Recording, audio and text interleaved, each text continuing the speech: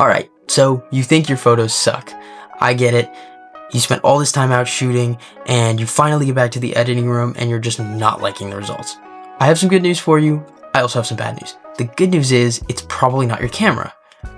The bad news is it's probably not your camera. My name's Kieran. I picked up my first camera about 9 years ago. I've been shooting ever since, both commercially and personally, and today I want to help you fix what might be causing your photos to just feel bleh. When people say they want their images to feel professional, they normally just mean they want them to feel clean and intentional. The problem is, a lot of beginners end up just relying entirely on the camera to make a good image, and I would say the camera is probably only like 10% of the entire equation.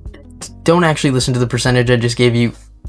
Those numbers mean nothing. But that being said, the problem is almost not normally your camera and normally the way you're shooting. Let's get into 3 main reasons your photos probably aren't coming out as clean as you want them to. Mistake number 1, you are treating your background as an afterthought. Now, when most people pick up a camera and they want to photograph a subject, they only think about the subject they're photographing. However, professional photographers really think about the entire frame. They think about the background, they think about what's in front of the camera in the foreground, and they think of the subject. Designing the entire frame is really what makes it feel clean, intentional, other good buzzwords. When the background isn't intentional, it will 100% start to compete with your subject and pull focus away from them.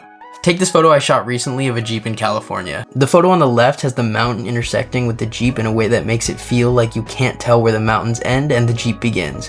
Whereas if you look at the image on the right, the mountains and the Jeep are more clearly separated. Not to mention, if we're getting really nitty and gritty, I think the bigger mountains with the smaller Jeep just makes for a way better image with a way better story. Alright, so my recommendation is you have 2 main options when you're out photographing and the background is messy. The first thing you can do is literally just move.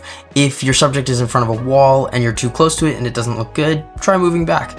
Also just move around the space, try and move them out of the way, get distracting objects out of the frame. Option number 2, you can pre-plan what to move. Now, I say this with huge hesitation. I do this a lot. That being said, pre-planning what to move can get really dangerous if you're just saying, I'll fix it in post.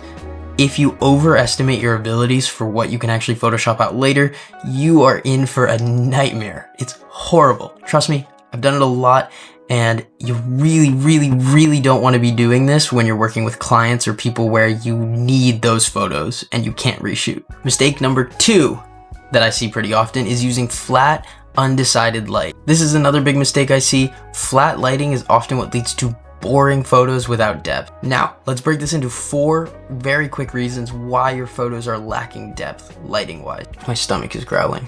My Uber Eats is luckily only 10 minutes away, so we're gonna finish this very quick. Alright, so we're gonna break this down into 4 very quick reasons why your photos are feeling flat. Reason number 1, you light everything equally. Whether you're using on-camera flash or natural lighting, lighting everything evenly from background, subject, and foreground will just make it feel super flat. Instead, I want you to think of it in layers. You've got the background, subject, foreground. Look at this photo I shot in Florida recently. If you look at the model, she's evenly lit with a background that gradients from dark to light. Look at this image if I remove the shadows and all the depth from it.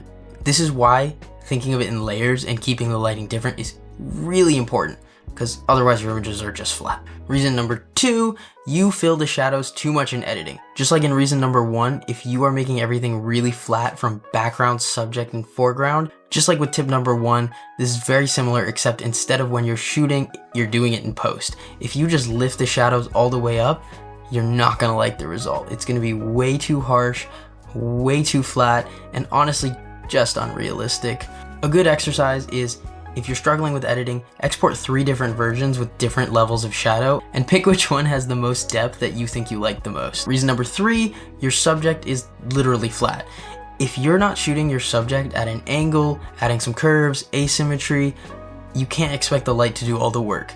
Lighting can enhance the shape, but it can't just make it out of nothing. Now for reason number 4, we're gonna bring it back to the editing room and say you're not adding enough contrast. Whether this is through your S-curve or just through the actual contrast slider, this will go a long way for making a better photo. So again, let's recap the quick 4 reasons.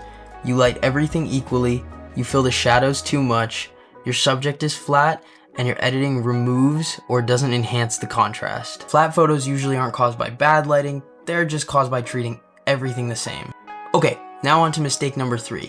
Mistake number 3 is not deciding what the photo is about. Alright, although this may sound really obvious in theory, it's 100% much harder than you think, and a lot of beginners make this mistake without even realizing.